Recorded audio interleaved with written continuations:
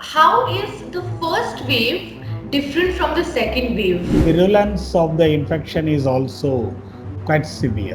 Why do you think why is it spreading so quickly? All RNA viruses are prone for mutation. I personally think it's a question of management. We partially gave space to for-profit healthcare. The government may be attempting to do enough. Double mutation के बाद triple mutation के बाद बहुत सारे तथ्य सामने आ रहे हैं, बहुत सारी चीज़ें सामने आ रही हैं और आज हमारे साथ कोरोना वायरस के ऐसे सिचुएशन में ऐसी सिचुएशन पर बात करने के लिए डॉक्टर आर.वी. अशोकन हैं जो इंडियन मेडिकल एसोसिएशन के पास्ट ऑनररी सेक्रेटरी जनरल रह चुके हैं और बहुत सारे सवाल हैं मन में लोगों के इस वायरस को लेकर, इस सिचुएशन को लेकर पैंडेमिक की और कहाँ जा रहा है हमारा हेल्थ केयर सिस्टम ट्रीटमेंट को लेकर, तो इन्हीं सब चीज़ों पर आज हम बात करेंगे। Welcome doctor Ashokan.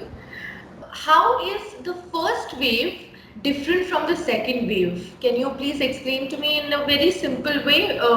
How is it more aggravating or more severe now as the second wave has arrived? As we all can see, that it's spreading very quickly. So I just wanted to know what is the primary difference between the first wave and the second wave? The primary difference, as you have already said, it is more infective. It's more infectious. Seems that more people get infected from a single index case. Okay. The second thing is that it gets, earlier the younger the population or the young Right. were thought to be escaping. But last week I even saw a neonate getting infected. So that way the virulence of the infection is also quite severe. Okay. When you say the virulence of the infection is severe, what do you exactly mean if you had to tell me simply? Well, the number of people that who are needing oxygen, hospital admission, ICUs, and Okay. perhaps the death rate also is climbing up. Right. And why do you think why is it spreading so quickly? Uh, all RNA viruses are prone for mutation, but this seems to have a special predilection for changing its character. So, if I had COVID, for example, and I had recovered, do I still need to get vaccinated? I think you should get vaccinated, though the protection level that you get from people who have not had COVID will be little less. But still, it is very important that you get vaccinated, both the doses. Whatever crisis that we are facing right now, it's not shortage of doctors or infrastructure that India suffers from. I personally think it's a question of management, which we didn't predict adequate enough. So then, what is the impact of this entire situation for the future course of healthcare, or like how is it going to impact or affect later on when things get better, or like do you think the economy is going to be impacted directly because of this? Not only the economy, what has been ailing our healthcare is that low investment. 1% of GDP is not adequate to protect our people against such pandemics. What was wisely done is that a lot of investment in the earlier years went into the public health infrastructure. And Right. we have a network which is envy of many nations. We have an outreach into families, Right. which doesn't exist in many of the developed countries where it is a super specialty tertiary care based one. Our approach has been on the public health. What is required from 1985, we partially gave space to for-profit healthcare. So Okay. what is required is that again government coming back into the healthcare scene and investing in public healthcare institutions where the people can access rather than buying care. What do you think about the vaccine policy that India is adopting? Do you think that making the vaccine free for all and not creating a private market of the vaccine is going to be like helpful for vaccinating such a huge population that our country has?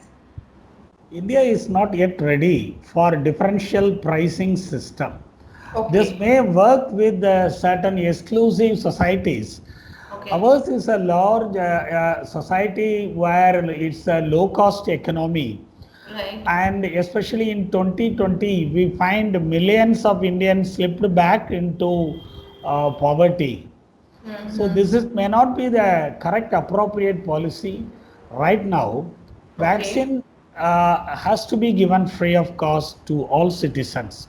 Even Right. United States States, is giving it yes. free of state. Yeah. The High Court has been ordering again and again, as opposed to the center by calling for more oxygen supplies and everything. So, do you think the government is doing enough right now for dealing with the entire situation? Because initially, I think when we started making the vaccine and everything, we exported quite a lot of it, and right now from that situation to this, we are importing everything, not just the vaccine, but I mean not just like normal oxygen or anything, but a lot of medical help is needed from outside. Do you think the government is doing enough?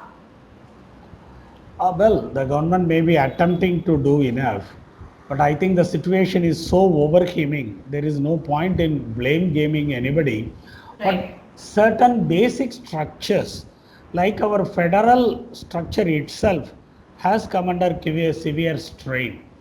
And the courts taking up such issues may not be in the best interest, but maybe the courts have no choice but to step in for the common man.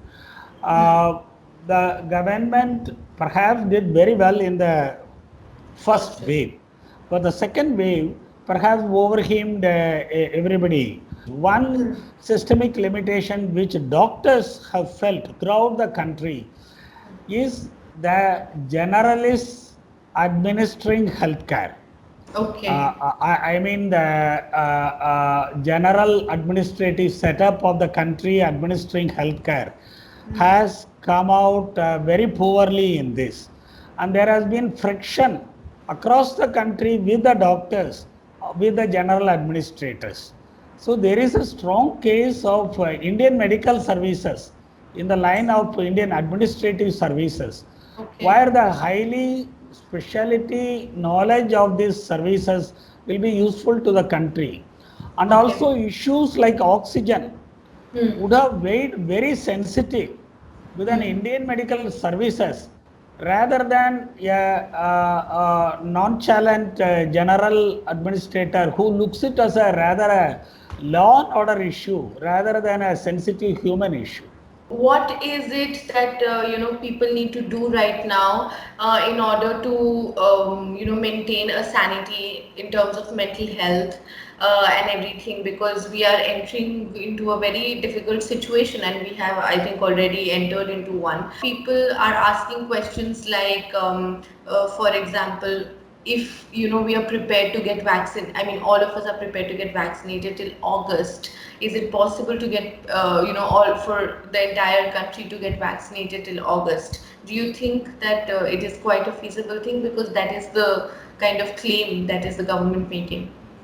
Subject to the availability of the vaccine, Hmm. India doesn't suffer from lack of healthcare professionals or paramedicals. And Okay. we have institutions, only these regulations Hmm. limit the exercise. Suppose it is thrown open Hmm. and there is a suitable system where the government finds it how to work with the private sector. One Hmm. sad thing is in after these 70 years, governments have looked at the private sector with contempt. And the total approach is that all the private sector is for profit. Very Right. fortunately, more than 70 to 80% of the hospitals and practitioners are still based on the medical profession. less than 10% of the hospitals are for-profit hospitals. So the approach has to be as dealing with the profession and with the doctors, and it will be easy to work. It will be easy to work if you take a professional approach to the whole issue. Doctors will be willing to help. All their clinics can be converted into vaccination centers. It's easy to tell them how to participate in the program. I think such unorthodox measures have worked in India, like during smallpox and polio, especially polio. The entire doctor brigade of India have participated. There is no doctor who has not participated in the polio eradication program. Right. Okay.